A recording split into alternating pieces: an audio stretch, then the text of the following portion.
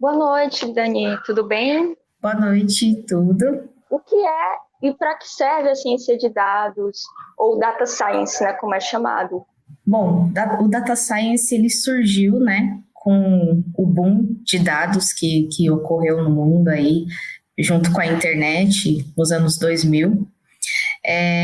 E, basicamente, Data Science é você saber extrair esses dados, né, tratar, fazer a mineração, que a gente chama, e tirar insights deles, né?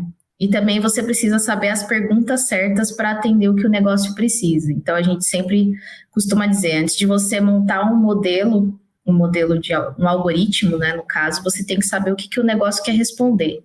E aí você vai olhar, depois que você mapeia quais são as perguntas, né, você vai olhar para a base de dados que você tem, fazer o tratamento desses dados. Então, a gente pode lidar com dados tanto estruturados como não estruturados, que é o caso, por exemplo, das redes sociais.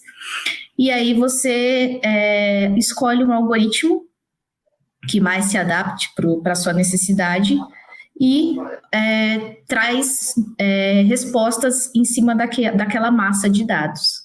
Então, basicamente, esse é o papel do Data Science. Qual a diferença entre data science, data analytics e big data?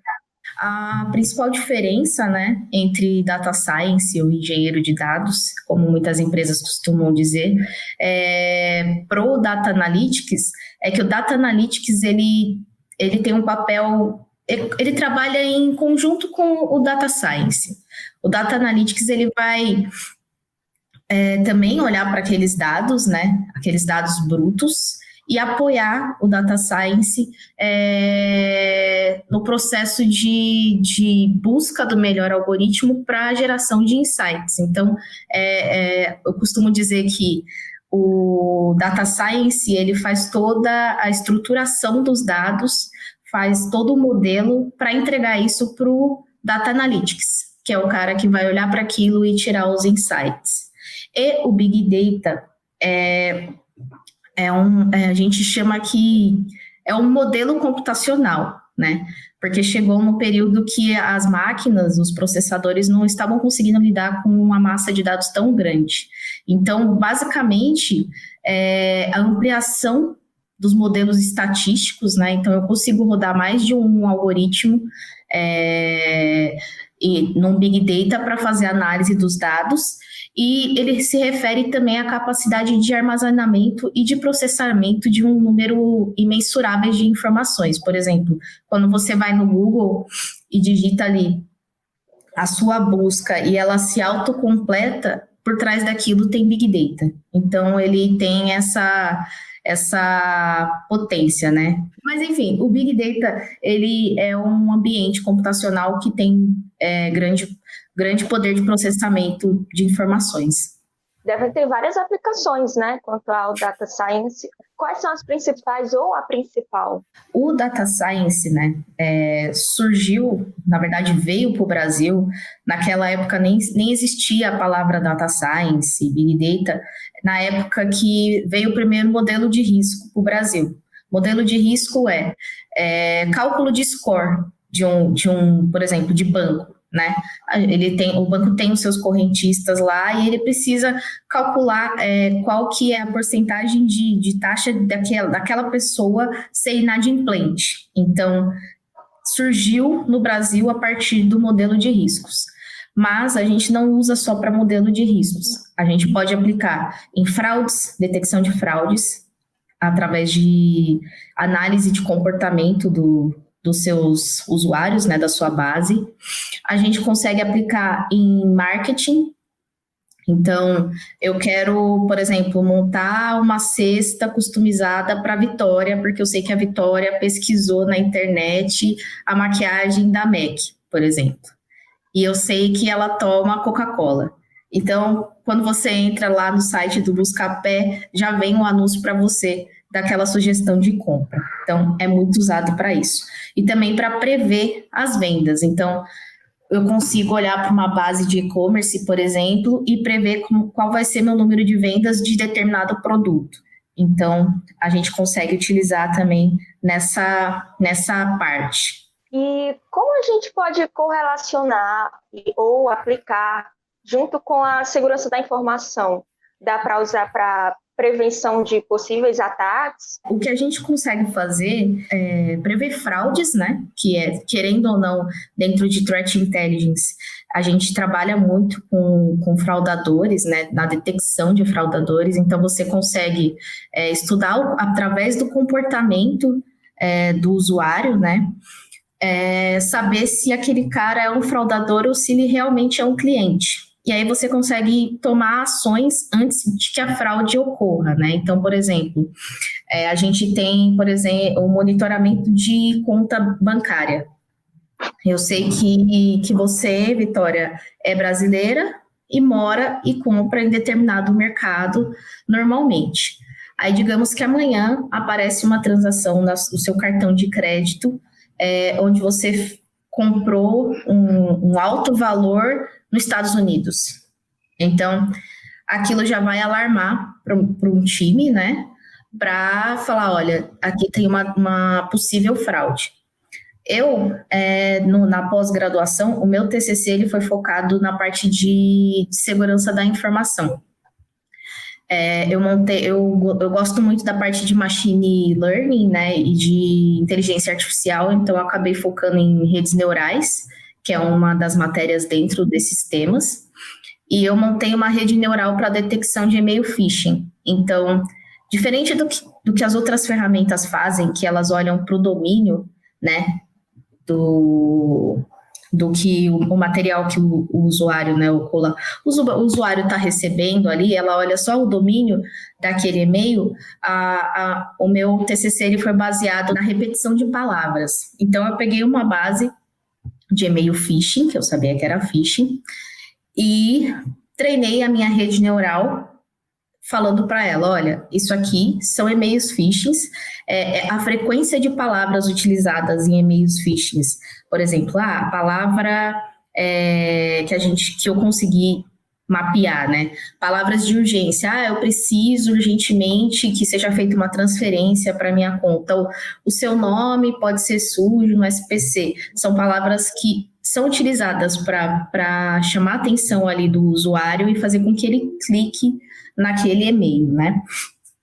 E eu treinei minha rede neural para ela ser consumida por alguma ferramenta de anti-spam, para ela classificar dentro do spam o que é phishing, o que é spam e o que realmente é um e-mail real.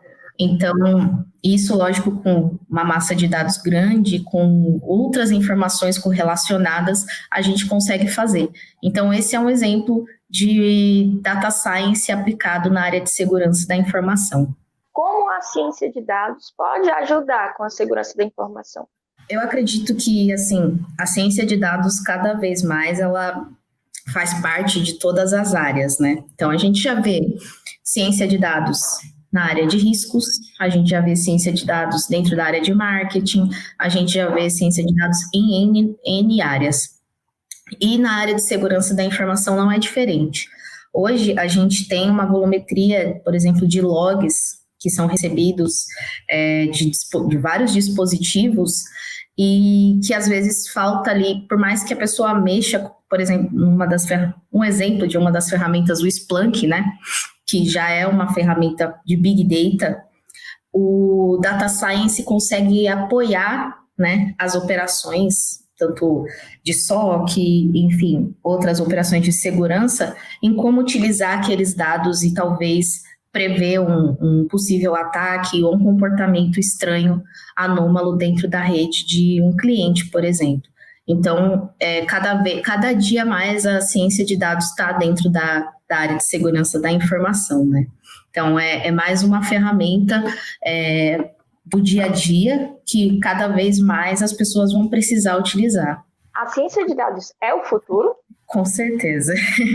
Assim como o Excel era o futuro no passado, ciência de dados é o futuro, sim, porque eu comecei a ir para esse lado mexendo no Watson, que é uma ferramenta da IBM, e o Watson, ele tem esse lema de ser uma ferramenta que qualquer pessoa consiga usar. Então, qualquer pessoa consegue subir uma base de dados ali e tirar insights, fazer um chatbot. Então, eu acho que cada vez mais as pessoas vão precisar ter esse skill de conhecimento ali no currículo, não só no currículo, mas para a vida mesmo, né?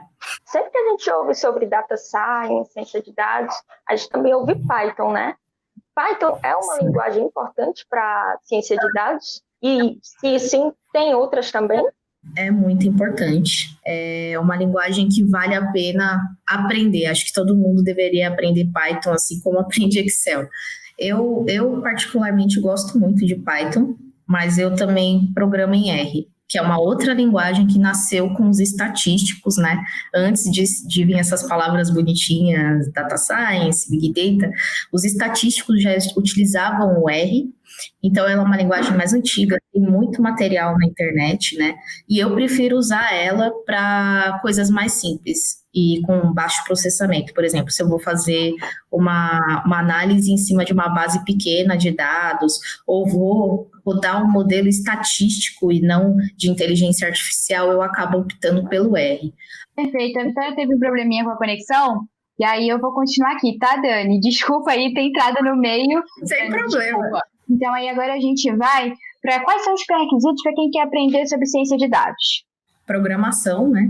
Lógica de programação é básico, porque, enfim, se você não aprender programação, você vai sofrer muito se você for fazer um curso ou for fazer uma pós. Eu passei por isso na pós, assim, porque eu já tinha uma bagagem, né, de programação, mas a maioria era estatístico ou pessoas de negócio, assim, tinha médico na minha sala, então, tipo, eles nunca mexeram com Python, por exemplo. Então, foi um grande desafio. A gente teve também Hadoop, que é banco de dados não estruturado.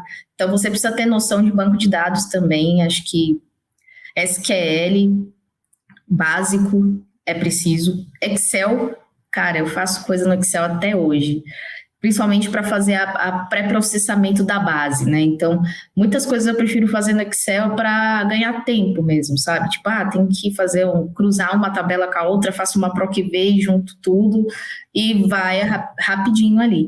Estatística básica também é uma coisa que, para quem vai mexer com ciência de dados, cara, estatística tem que estar na sua cabeça. Eu lembro que quando eu comecei a estudar, eu comecei a olhar para o mundo de outra forma. Vamos agora para a pergunta mais para a área acadêmica. Como que a gente estuda ciência de dados? Você tem livros que você indica que são mais voltados para o assunto? Qual que você recomenda para a gente? Esse livro, ele não é técnico, mas ele é um livro que fala de estatística. Então, como mentir com estatística? Do Darrell Uff. Então, é um livro muito legal para quem está iniciando na área. Acho que tem um tom, assim, de abrir os seus olhos, sabe? Tipo, para você começar a questionar as coisas, porque a gente escuta um monte de notícia, principalmente agora, né? Um monte de notícia no jornal e a gente não se questiona. Pô, estão falando tal coisa, mas qual que foi a massa de pesquisa que eles fizeram para chegar nessa conclusão? Você vira um questionador. Então, esse livro é muito bacana. Outro livro que eu indico também, que foi de um professor, que é um livro de que foi um cara que foi meu professor na FGV, que é Estatística Aplicada, do Abraham Laredo. É um senhorzinho de 70, quase 80 anos, que trouxe o modelo de risco para o Brasil. Então, esse livro é muito bacana para quem está querendo começar a entender estatística. Então, é um livro básico, assim, acho que vale muito a pena. Python para análise de dados, que é daquela coleção que tem tipo um furão na capa. Essas coleções, assim, essa coleção, né, de livros, ela é muito boa, tem vários temas, mas esse de Python é bem bacana. E eu tenho um outro aqui também, que eu comprei quando eu comecei a estudar, que é Mineração de Dados com Aplicação em R.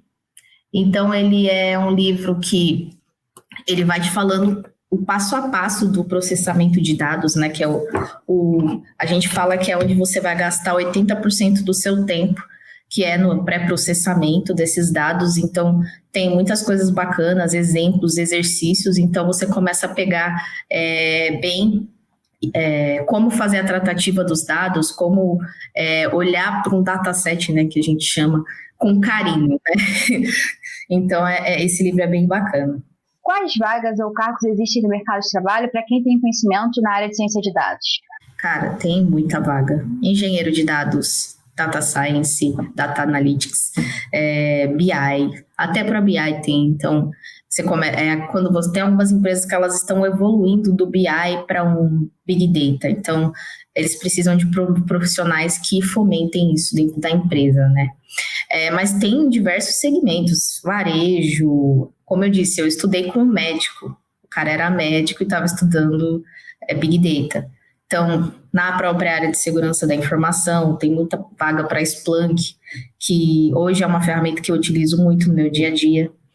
E eu acho que é isso, tipo, até para a parte de direito, porque a gente está vendo surgir algumas ferramentas que utilizam Big Data para fazer auxílio, né, dos clientes. Então, até para essa área tem. Ótimo. Dani, antes da gente encerrar, eu vou pedir aqui para você deixar uma mensagem para as meninas. Aproveitar que a gente está nessa de representatividade, para a menina que está começando agora, qual dica que você daria?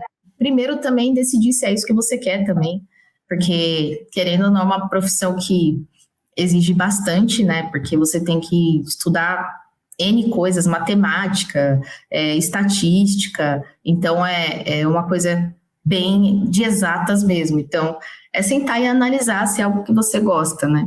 E até eu ia falar de cursos, né? Eu não cheguei a falar dos cursos, mas tem um portal que chama Data Science Academy, que é para iniciantes. Então, tipo, tem os cursos mais em conta. E você pode descobrir se é o que você gosta. Faz um curso básico, vê como é que é. E também tem a plataforma do Kaggle, que é como se fosse um CTF, só que de Data Science. Então, eles sobem várias bases do mundo inteiro ali, base de dados, tem até do Pokémon. Então, tipo, Pokémon, Pikachu tem tanto de força, tanto de não sei o quê.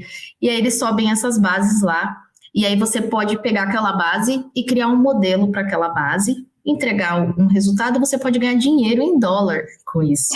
Então, é muito bacana.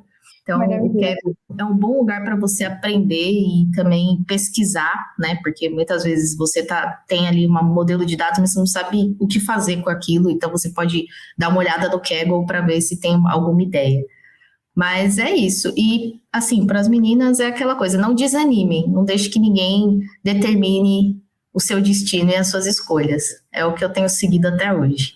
Maravilhosa. Obrigada, Dani. Obrigada, pessoal.